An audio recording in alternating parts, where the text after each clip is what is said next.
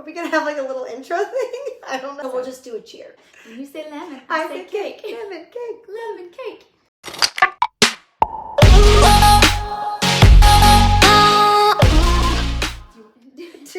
I had a hair fluff. Okay guys, so Chelsea and Amber, we're gonna give you a little bit of our background and answer a few questions that we have been receiving for years now about our little ones and just life as a parent with a kid with different abilities. I love that you said different abilities. Because every time, sometimes you said, I want to say disabilities, Right. You want to say special needs. I don't even know. And I will say there is no term that actually bothers me. Same. Because I feel Same. like you can't keep up with it, and why walk around being offended? And I'd rather them be acknowledged than ignored just because you don't know what to say. We'll come back to that. Right, come back to that. Come Right. back to that one. We need to So know who that. are you? Hi, I'm Amber, mom to 2 kiddos, Kai, age 5, Cameron, 18 months now, which is crazy. I used to be a teacher, now am a small business owner, serial entrepreneur, artist, own a small business called Better Together Playnasium, which is an all-inclusive adaptive children's indoor play gym. And then do a bunch of other things, like adding this to my plate of having conversations with Chelsea. And have my husband, Danny, live here in Columbus, Ohio. That's it in a nutshell. So I'm originally from Vermont, and I've been in Ohio for I think about 15 years now. I met my husband here, wanted his job at Abercrombie. I was also at Abercrombie, but I wanted to do what he was doing. He leveraged that to get a date, and we were married about a year and a half later. We have 2 kids, Kenan, who is 6 and about to turn 7, and Wes, who's, I guess with your second one, you kind of lose count of the months. He's such a great kid, and I think we'll talk more about like our kids and their relationships and things like that. But I personally have a background in all things retail. I was a fashion stylist for a long time, opened retail shops, and did all of the things involving people and the places that they shop. Now I own 2 companies as well, and am enjoying this little piece that we put on our plate. I will dive in. So Kai is my 5-year-old who was born with a disability called hydrocephalus. It is water on the brain, long word for simple diagnosis. He was diagnosed in utero. We had him via C-section at 36, 37 weeks, like literally 37 weeks to the day, because we knew of the diagnosis prior. After he was born, he was taken to Nationwide Children's Hospital, which is here in the Columbus area, to undergo his first brain surgery. That was to put a device in his head called a shunt that drained that fluid out. And then after that, we really didn't know what all else would be, I guess, his future would look like once he started getting older. We knew that there was some complications and his brain was not formed properly because of the fluid in there, but a lot of it was left up to what time will show us. And so it's just a lot of unknowns in that time. He's since been diagnosed with multiple disabilities, things such as epilepsy, so he has seizures. He has Dandy Walker brain malformation, which is a blanket term for saying his brain is not formed right left hemisphere like the rest of ours. He has CVI, which is a cortical visual impairment, so his optic nerve was affected by the fluid in there, so he's legally blind as well. And he has spastic quadriplegic cerebral palsy. So his CP diagnosis came a lot later, which is pretty common for children who have some type of brain malformation because it's going to affect their motor, and then that kind of falls in line as they've gotten older and they're not physically meeting those motor milestones to get that cerebral palsy diagnosis. So he is, we like to say wheelchair free instead of wheelchair bound, because he is in a wheelchair and it lets him get from point A to point B. I love that. He is nonverbal, but started to use an AAC speech device. He does not like it, but hopefully we'll get there when he realizes it can get him what he wants. And he is working through what life is like, obviously with the lack of his vision. Very into music, and otherwise surprisingly, we say overall, a fairly healthy little boy who really finds a lot of joy in life despite all of his challenges. So that is kind of Kai's SparkNotes version of his diagnoses and where we are right now with it currently. Kenan, I'm glad you went first. Yeah. Kenan was diagnosed with glycogen storage disease type 1A when she was 11 months old. It was perfect pregnancy, perfect birth. Around 2 months, we noticed something was off, and around 6 months that she stopped growing entirely. She's about 13 pounds, and her belly just kept getting bigger. She had a lot of challenges at that point and was having seizures. At 11 months, she was hospitalized for rhinovirus. So there are multiple different types of glycogen storage disease, and bottom line is all of them affect your glucose levels in some way. With Kenan, there's an enzyme in her liver that does not turn the glucose into glycogen, vice versa, and so it just stores and sits in her liver, creating a very enlarged and fatty tissue around the liver. Her insulin cannot come and get that glucose. It's not ready to be picked up and taken to her cells to give her body energy. So she can get tired very easily. She needs to have cornstarch, of all things. Cornstarch keeps her blood sugar elevated. 2 to 4 hours, we need to be checking her sugars and making sure that she's not dropped dangerously low.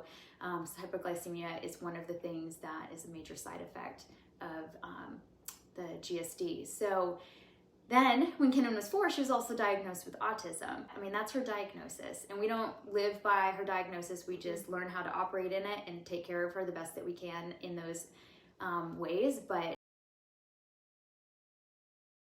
all right, so first question that we get asked an awful lot is, what are some of the biggest challenges raising and taking care of your child? I want Amber to start with this one. Right, and I think that it's important to say that some of the challenges that we had in the beginning have changed drastically now that he's 5. So I think from the beginning, I kind of had always thought that one of the most challenging things was living in this fear, living in this space of unknown. Mm-hmm. When Kai was a baby and we got his original diagnosis, there was just so much unknown. I mean, the doctors, he literally had brain surgery. We stayed in the NICU for 7 days and we went home with the newborn. And we knew that our newborn had this shunt device, and we knew that our newborn had an abnormal brain. And every single specialist that we had seen up until that point in the hospital pretty much just said, only time will tell, and we'll see what he's capable of. And that was... Congratulations, go home. Yep. Go take care of your baby. And that was so overwhelming because you're like, okay, it's already scary to take home a newborn baby, especially your first, and Kai was our first. Mm-hmm. And you're like, okay, I have to keep this thing alive. But now you've got all these added challenges and fears of, they had warned us they might have seizures, right, and all of these things. They may never eat properly, and we were just like, so we just wait and see until something goes wrong, pretty much. So I think that was one of our biggest challenges in the beginning. Did you guys go through training at all? We went through a minimal training in 1 day of what to look for in seizure activity. That was it. And nothing else? And I'm not trying to place blame on any system or hospital, right, because I think they do what they can. Right. No, it was really just that he had to eat, and he was doing bottles at this point because with the C-section and all the complications, I had tried to breastfeed and unfortunately that just wasn't working for us. So he had to eat a certain amount, and once he was taking the bottle properly, they just were like, well, he's eating. It's just hopefully, we had to make sure he was having so much formula a day. Mm-hmm. But no specific formula, just any that everybody else was started on. And just what to look out for seizures and a shunt malfunction, anything that would go wrong with the shunt that he was placed in. And then we went home. Yeah, terrifying. And oh my gosh, that was definitely the hardest part in the beginning. I think now as he's gotten older, Kai being nonverbal, it's been a challenge of what does he want or need? Yeah. I mean, you think about it, right? When you have a infant and they're not speaking yet, how hard is it when you're trying to figure out what your baby wants, right? Are they hungry? Do they need their diaper changed? Are they tired? And you're doing this guessing game, right? You're going through the lists of all the things that of their needs are being met. That is exactly what it was like with Kai, but all of his needs would be met and he just still would be unhappy. And so you're just like, okay, is he hurting? Is something going wrong with the shunt? Does he have a headache? Does he just not want to listen to this song? Does he want to play a different toy? Right. And that continues to be a challenge to this day of just what does he want and or need, and him communicating those needs. Communication has been one of the biggest challenges for us to face, because anytime they're not able to verbally communicate that, it's a lot of guessing and trial and error. And everybody's like, I've had babysitters like, well, how do you know Kai doesn't want something? Oh, he'll scream and cry and shove it out of the way. Yeah. And it sounds awful because you're looking at this like, okay, like it's like a tantrum. Right. But you can't be mad at him for it. It's the only thing he knows to do. Right. How else does he tell you no? So, I mean, I'm glad that we're getting with an AAC device now that he's gotten older, in hopes that he would get a better understanding of that, to be able to use that device as a way to tell us yes and no and the things that he wants. But right now it's just very much like a baby. Yeah. Yeah. I don't know. I feel like those are two of the bigger ones. There's definitely a lot more we could dive into, but what is one of the biggest challenges I feel like you've experienced? Well, you hit the nail on the head with fear. Right. And I think that is probably the most normal, relatable thing that anybody goes through. Right. When they're in any kind of new situation. I mean, think about, like, even when you start a new job, there's fear of the unknown. Yeah. You don't want to do things wrong. You don't want to screw up. You don't want to get yelled at. You don't want to, you know, cost people money. You don't want anything to break. Right.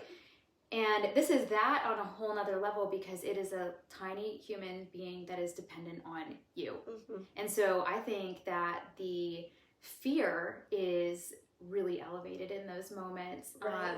Personally, I would also say feelings of loneliness. Yeah, absolutely. Feeling like, and the thing is, it's a lie, because other people have been through this. Other people are going through this. They're out there. Yeah. And through time, we have found our community. You're part of that. Right. But when you first start through things, you can feel like, oh my gosh, nobody understands. Right. And that might be because nobody in your immediate circle understands. Yeah. And then there's the fear of like making new friends, making new connections, learning how to associate with others who have gone through what you've gone through, are going through what you're going through, but also in my situation, want to walk through it well, want to walk through it with positive mindset. Right. And that, so in a way, I think one of my biggest fears when all of this happened was, I'm going to feel alone because nobody else wants to look at this positively like I do. Right. Which again is a lie. We're all out there. Mm-hmm. But when sickness hits a family, it is so dark and it can feel very negative. So you just assume everything about it has to be negative. And I think having that positive mindset and overcoming fear and feelings of loneliness were the biggest for me. And it's a vulnerable statement for me to make, because I own 2 companies, and one of them I have built on leadership and positive mindset. Right. And I teach this and live this, and then you're hit with the biggest challenge. And I think, in a way, it was my opportunity to walk through those things and show like I am walking out what I preach. But it was so hard. Right. And it's also one of those things too where you have to make the decision every single day when you wake up. Yep. You can get better at it over time, but you still have to wake up and make the decision every single day that you're going to continue to walk through it. You're not going to sit and wallow in your fear and in your loneliness and in your doubts and in the unknown. Like, you still have to get up every single day and make those decisions that you're going to continue to walk through it. Otherwise, they do tend to slip in and overtake your mind very quickly again. They do. Yeah. And I also think that when you're in that negative headspace, like, your child feels that. Yes. That is in my notes. That is so huge to talk about that. Yeah. I feel like when you are so, and don't get me wrong, I've said this before when Chelsea and I have talked, because my therapist had told me you can sit in the suck. Don't stay in the suck. And I always have to say that because it's just so true. And life's always going to suck at some point. Always. I mean, like, it's not perfect. It's not always rainbows and butterflies. Like, right. So I think that it's really important that you pull yourself out of that space because your kids feed off that energy and they see you have that challenging time and experience those feelings of fear and loneliness, but come out on the other side. Yeah. And that's that perfect example for them so that when they are experiencing that they know that they can get to that point too. Yes. And they can do exactly what mom did or dad did of they, they moved past it, they came out stronger, and that they found the positive in it. And your kids really do feed off of that energy. They completely do. Yeah. They really do. And we see a huge difference in Kenan when I make the intentional decisions to, get up earlier and have things more prepared and prepare my mind first to embrace the chaos that's coming downstairs early in the morning. Right. But so all of that is so good because, again, like your kids are going to feed off of everything that you're doing.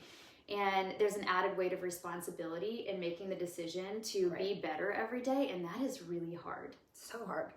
But as a parent, I think as soon as you sign up to be a parent, you realize that you have to become a very selfless person.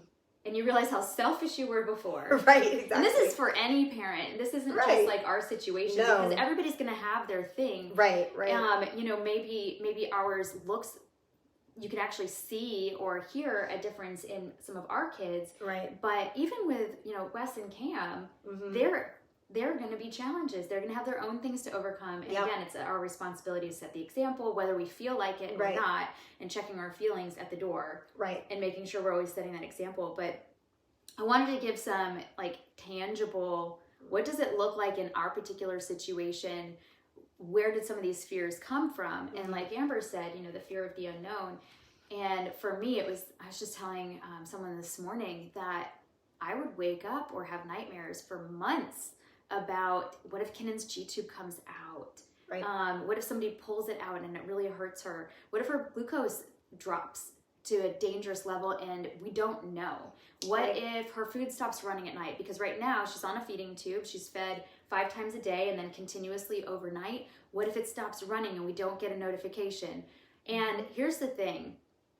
You can live in the fear of the unknown and walk through life literally stressed out and anxious, which I did for years, almost unknowingly, until my body one day was like, enough. Right. I can't even sustain you anymore. Carrying all of that weight of these things that may never happen. Or you can switch your perspective and say, I'm going to prepare for those things the best that I can. And that might look like, in my case, just making sure we have all the supplies on hand in case, making sure that we have a binder on hand with all of the directions in case I'm not the one here.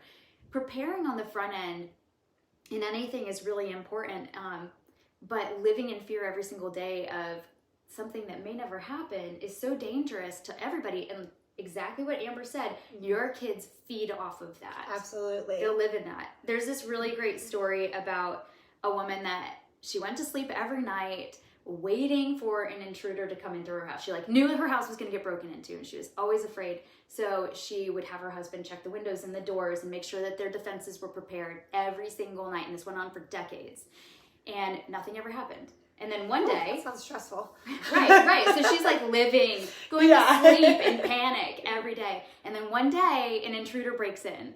And her husband goes downstairs and apprehends the intruder and says, oh my gosh, my wife has been waiting to meet you. Let me introduce you. And obviously this didn't happen. Right. But what's funny is that so many of us live our life in that state of living in fear and stress of the unknown, when you can just prepare and then give it to God and let him take care of things, and you just keep running your race, staying in your lane, and walking out what you've been called to do that day, because you can't control everything. Right. I think releasing control is, I'm going to end with that. Letting go and letting God and releasing control. Oh, and here's a tip. Yeah. Go to God before you go to Google. Anytime you're living in fear and looking for something. That. I feel like he gave that to me a few years ago because Yeah. anytime something medically went wrong, I was like, oh, what does Google say? Oh my goodness. And don't Google. It's what the first thing everybody tells you is. Self-diagnose. Don't Google. Because you get the worst of the worst, and that just feeds that fear for sure. And you're so like, oh my gosh, it's this. Right. No, it could be this. And then you're like, Right.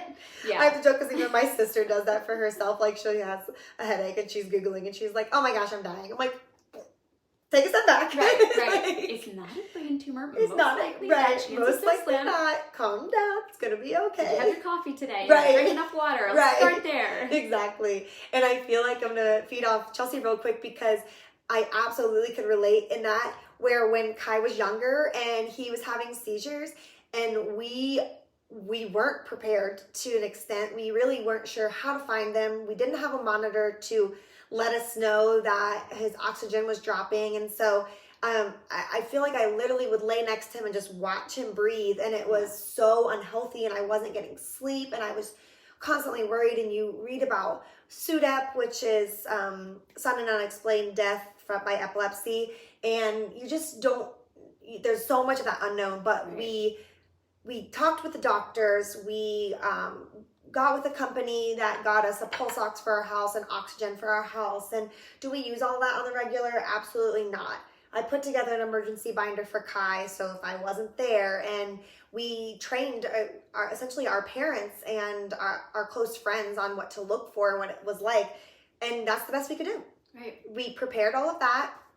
And you know what? It's like awful to even say, to even think like SUDEP could be a thing for Kai, but it could.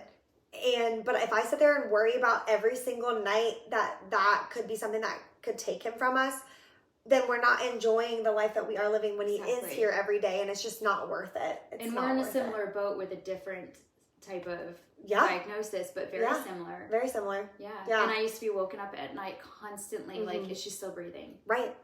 That isn't no way to live. No. But you said something too. You trained your friend. You had some friends and family that have been trained, and you brought them in. And that's something really important about all of this too, is no matter what you're going through, not being afraid to ask for help. Right. I am the type of person that likes to do everything my way and not bring others in, partially because I like them to be done my way and I'm kind of a perfectionist, which I have learned to let go of. Blake has taught me so much about letting go and realizing that not everything's gonna be perfect all the time. Frozen to you?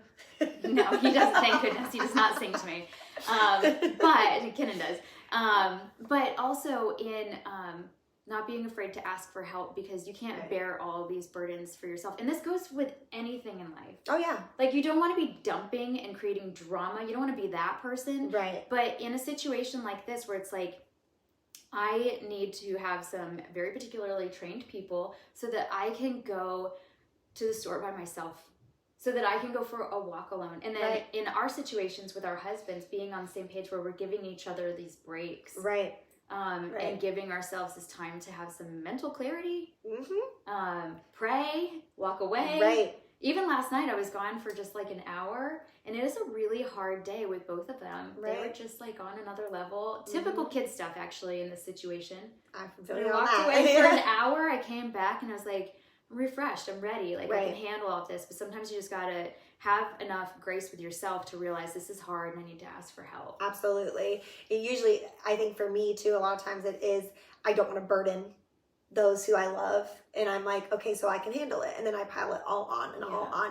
And they want to help. Right. But they just don't know how. Right. So we have to let them know. And then it can feel like it's harder. It's like, oh, it's just easier if I do it. Right. Because you didn't start from the beginning of showing them how they can help. And accepting that maybe in some situations it's going to take weeks of training. Absolutely. And that's fine, because a lot of people want to be there to help. They do. Yeah. Right. Yeah. I'm trying to see of what some more of our other challenges or in raising and taking care of our kids are. I kind of wanted to touch base on how nowadays, as Kai's gotten older, it's becoming physically challenging for us.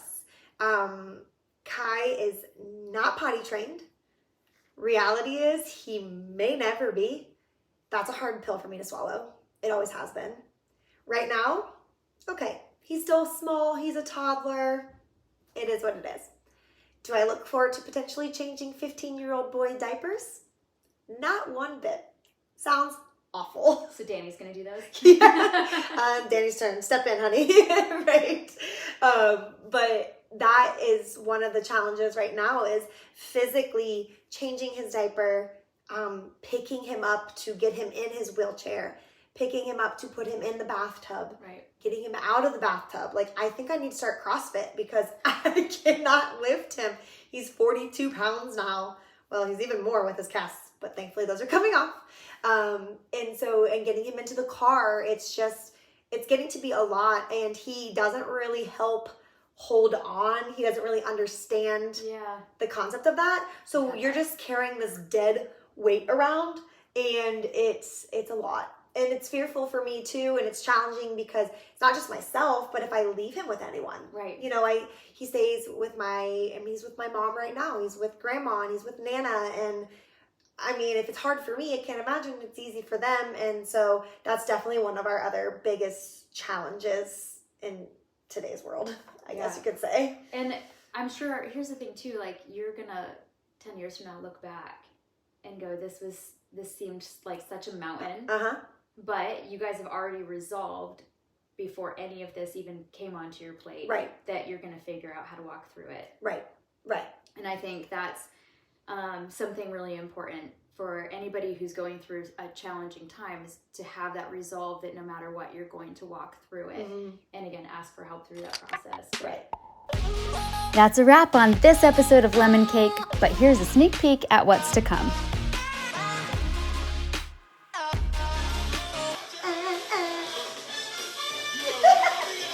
Show you what I'm working with. Did you ever have a crush on a cartoon character? I did. Remember, what did you do before you had kids? I slept. Oh my gosh, that's what I wrote. This one. So Chelsea, what is or are your love languages? I read it, I was like, gifts, Zero other anything else. Like just presents. Just buy her things. Make me happy. Yes.